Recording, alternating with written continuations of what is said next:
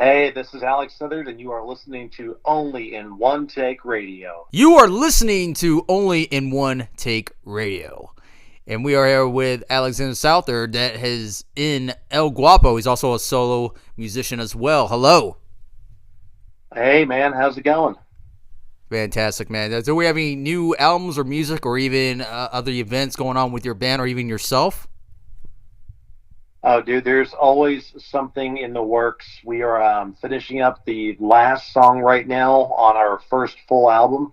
That's actually going to be hopefully out in the next, call it 2.5, 3 weeks. As far as solo stuff, man, whenever the mood hits, I tend to just sort of release things and write and compose and record just kind of whenever the mood strikes me, which is probably more often than not. So yeah, there's always stuff coming out for sure. Fantastic, man. Now, as an independent artist yourself, how can an independent artist evolve if resources for that band or bands or artists themselves that isn't always available to them or even limited to them, just being an artist themselves out in today's industry? Dude, that's a great question, man. I think this is something that a lot of artists may struggle with, right? Where it's, oh man, if I had this, we could do so much more, right? And I think people often get focused on, the gear or whether it's for playing shows or for recording and these kinds of things. But I think the focus, sort of a focal shift, is almost needed. Instead of trying to focus on what you don't have in order to create, use what you do have and just find ways to use it in a creative way. I've been doing music a long time, man, and I remember, dude, like back in the late, I guess it was, yeah, late '90s. I didn't have a way to record. Like I didn't have any kind of recording equipment. I was a teenager, but I went to a garage sale and left this. Have you ever seen those little like cheap like kids karaoke things? They look like a little box, and it's got like two tape decks in it, and it's got like a single like 8 or 10 inch speaker in the front. You ever seen one of those things back in the day? Oh, yes, I have actually. I managed to snag one of those at a garage sale for $5. Like back in the okay, that's probably like $1 million in today's money. But but I managed to snag one of these for $5, and I was like, I can use this to record with, right? So even if it's finding something really, really inexpensive, if you're dying to get something on tape, there's always a way to do that. It might not be going out and spending a ton of money and buying a Mac and running Logic Pro on it or whatever and having some ridiculous audio interface, but you could still get your ideas down. And when it comes to playing live shows, as an artist, if you're limited on resources, if you have a guitar and an amp, which is kind of like the basic minimum requirements, you don't have to spend a lot of money on that. Realistically, there's a lot of gear makers out there who make really good stuff that's totally giggable for not a lot of money. And I'm talking like you could go out there and gig with a rig that's a couple $100. Realistically, you can do that nowadays. 15, 20 years ago, you couldn't do that, man. There wasn't giggable equipment at that price point. It was just wasn't. It was very, very hard to do, I should say. But nowadays, dude, as a guitar player at least, there's no better time to be a guitar player because there's so much available out there. And then, even more so when you get into the used market, you can find stuff for dirt cheap that you can actually go out and play a show with. So as far as limited resources, use what you got and find ways to be creative with it. That's the best advice I can give. And do you also feel that duration, especially if you've been around, let's say a year or so, and you're still just kind of getting off your feet with the band or even a solo artist, do you feel that sometimes a lot of these bands are focusing too much on the whole quantity aspect rather than the quality aspect? Yeah, I do feel that way sometimes, man. Is that what you asked? I'm sorry, it got fuzzy there for a second. Like, do you feel that sometimes some bands out there that are just focusing on quantity rather than quality aspect of things? Yeah, sometimes I feel that way, but I guess I may be a little bit biased because when I think about quality of music, I think the quality is sort of in the is it's up to the ear of the listener to determine if something sounds good or not, right? And to some people, something that's really catchy and poppy sounding that was made kind of almost like in a mass produced fashion where it's just quick, fast, and a hurry. Let's get a quick single out there that's poppy and has a catchy sound. That might have a quality to somebody else. Whereas maybe to me, I'm thinking, where's the deep? Where's the deep cut in this? Right? Am I really feeling what they're putting out, or is it just a catchy song? Because everyone's perception of the music is different. Um, as far as quantity goes, man, that's when stuff is rushed. You know, sometimes it's really easy to tell that it was rushed. Um, but I think putting out quality music, sometimes that can happen really quickly. Believe it or not, sometimes you may sit down to write a song, or you may just have an idea. I think of there's this weird song that I wrote years ago called "Get on My Spaceship," and this song went from basic concept to being done in about 4 hours. I kid you not. And that got radio play all over Savannah, Georgia when I was living there. A couple of stations were spinning it on a daily basis, and I'm like, that song took zero time to write. I have no idea how it even happened. Or Bunker, for example, I wrote and recorded that in one evening. It just kind of all happened. And there are other songs that I've spent countless hours and maybe even weeks just overall working on that, I think maybe I was forcing them too much and they didn't come out nearly as good as some of my other stuff that took less time. And that's the same thing with our band too. Like we've had some songs that we've taken a lot of time with and they've turned out great, and we've had some other songs where we put in a lot of time and effort and they just turned out being just kind of barely okay. And then some stuff that was written and recorded quickly that sounded great. I mean, it's a whole mishmash of quality and quantity, I guess. And some things just some things just work. I'm not sure how to qualify it, but I guess that's a really long answer when I could have just said yes. you know, but there are some bands out there, I'm sure, that have a really rigorous release schedule, and maybe it's because of a contract they're under, or maybe it's a self-imposed deadline. Um, and sometimes I think that does have an impact on the overall quality of music.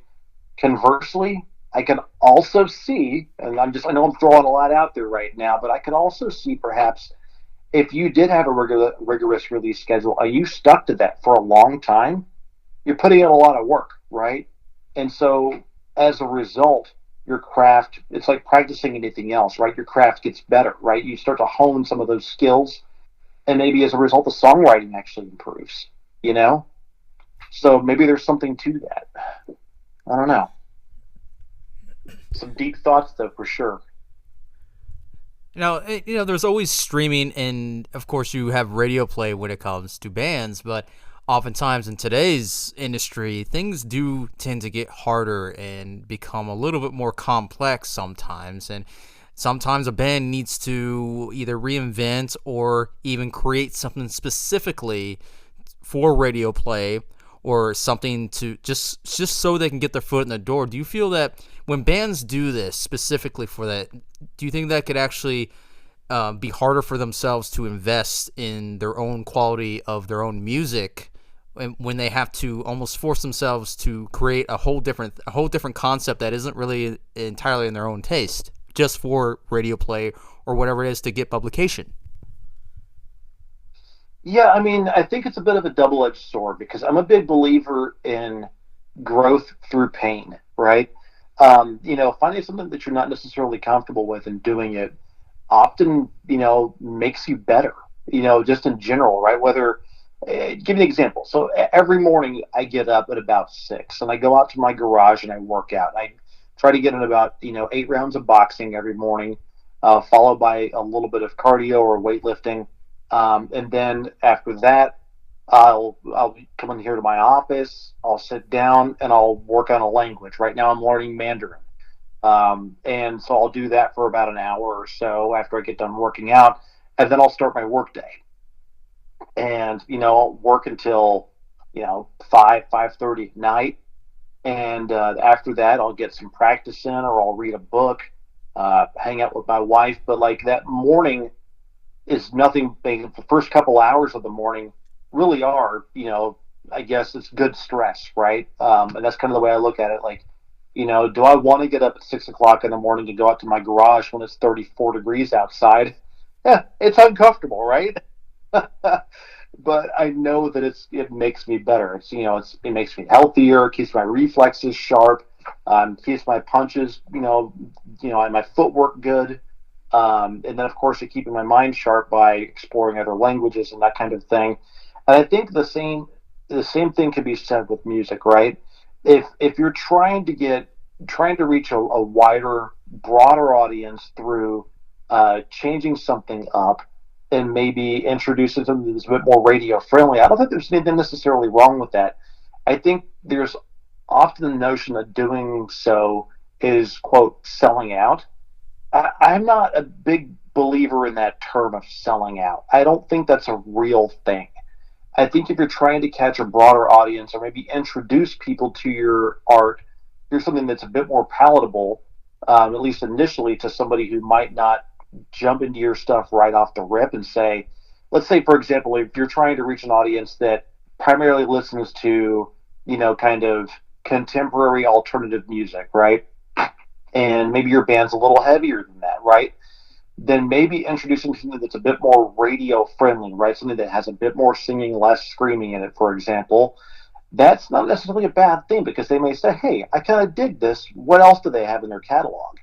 So it's kind of like it's going up, and it's the date before marriage. You know what I mean? It's kind of taking somebody on a journey, if that makes sense.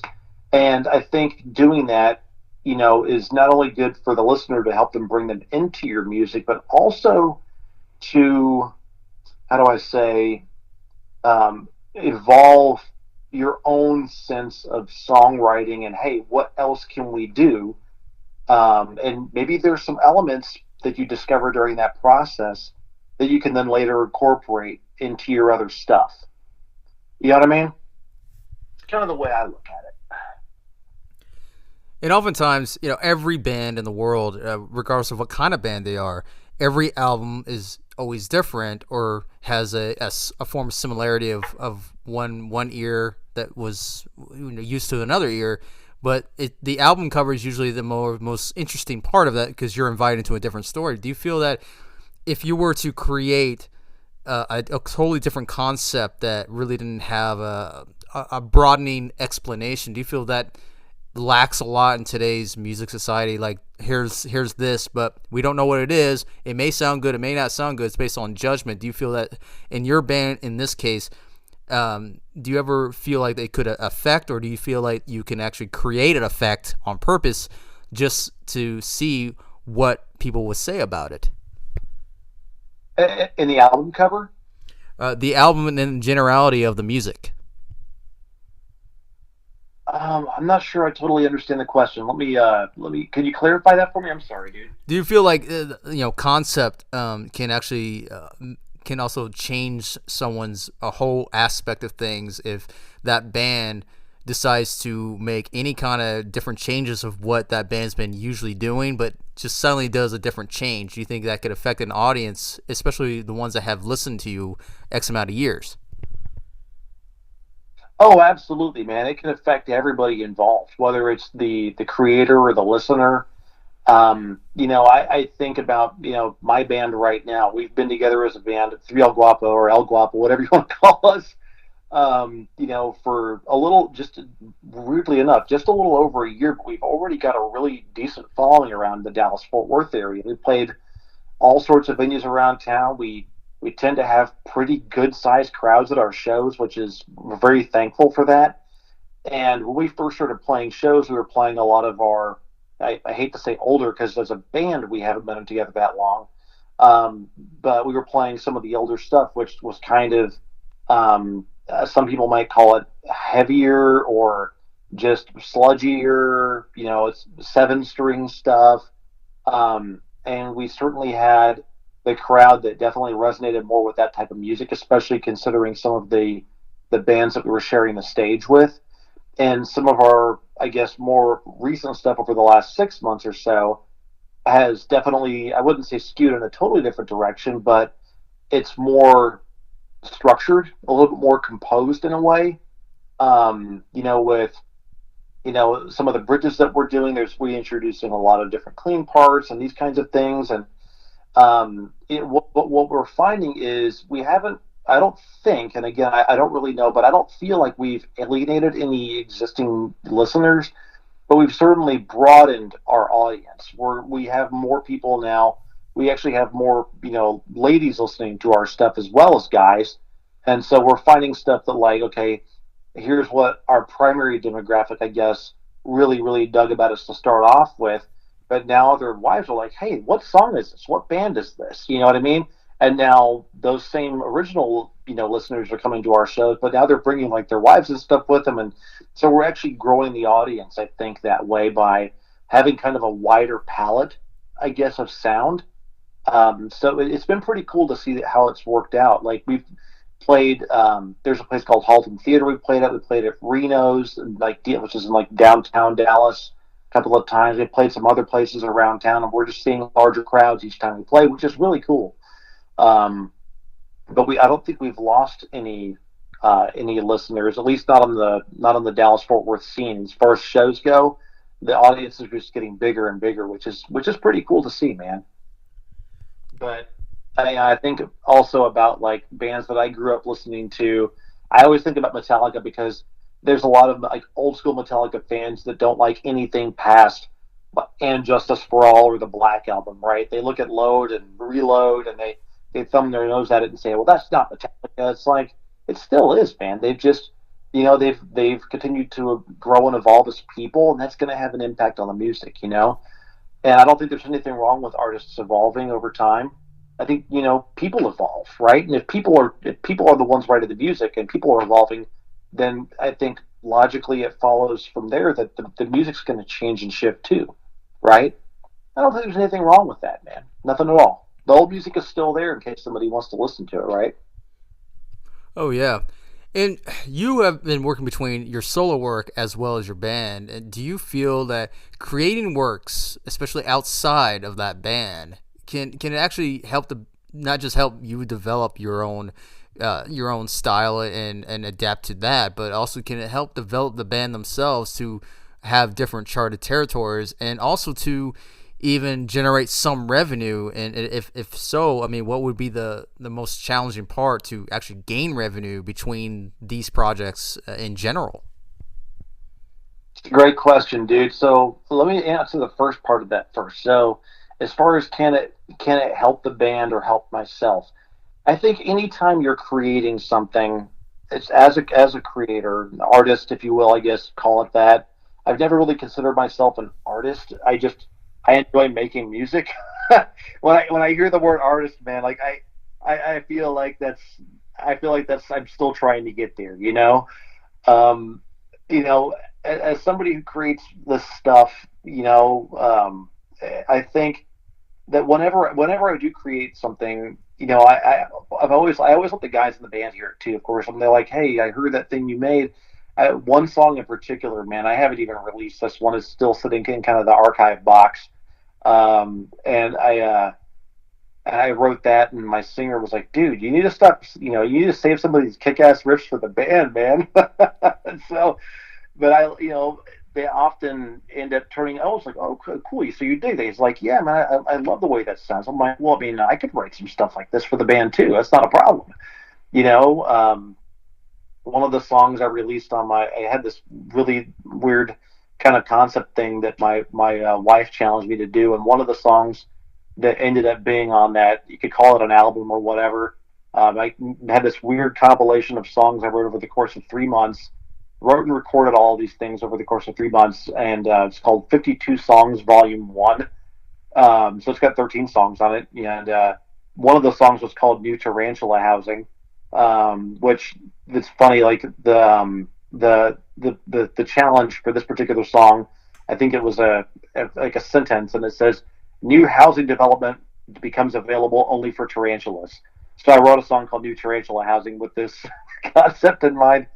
But it's all written on a seven string and drop A, and the main riff of it was pretty freaking cool, man. I was really happy with myself with the way that one turned out, and my singer absolutely loved it. And he's like, "Dude, you need to write some stuff like that for the band too."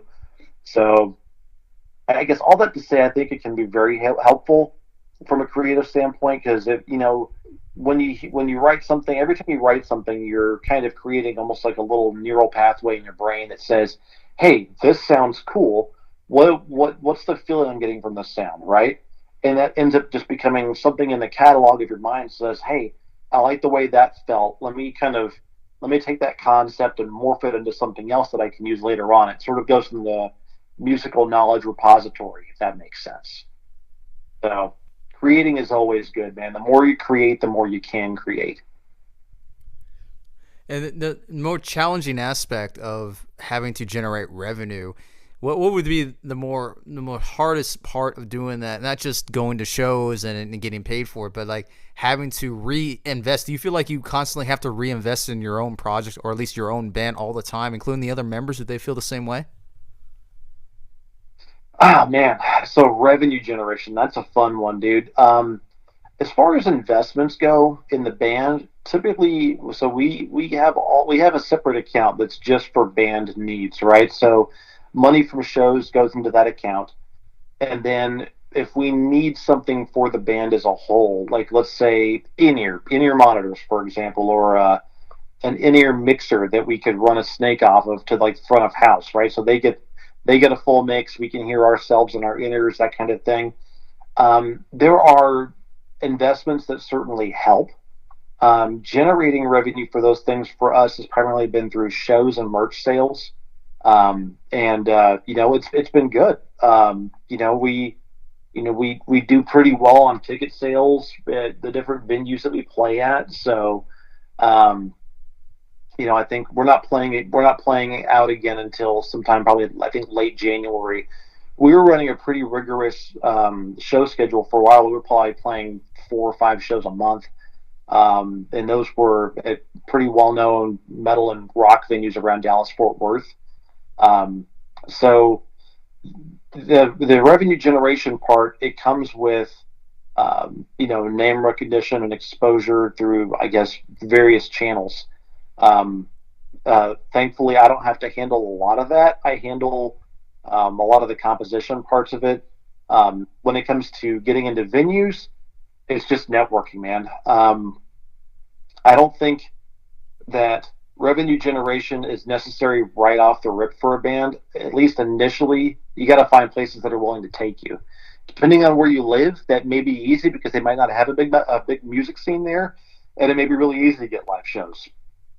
Um, Also, depending on where you live, like where we are, I live in the Dallas Fort Worth metro, and sometimes it can be tough to get a show at a place because you have to get to another promoter who handles all the booking there. Or there was one venue in particular. I'm not going to name any names, of course. That would be rude of me.